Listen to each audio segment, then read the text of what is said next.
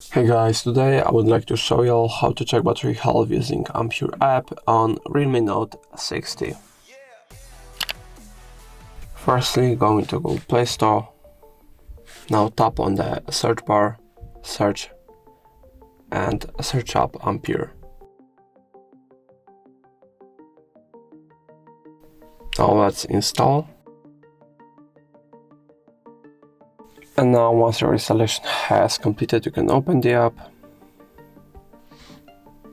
Okay, consent. And as you can see, my battery health is good, and now you can swipe to left or to right to display all of the information in different themes. So that's going to be all. If I helped you, please leave a like and subscribe, and if you have any more questions, let us know in the comments.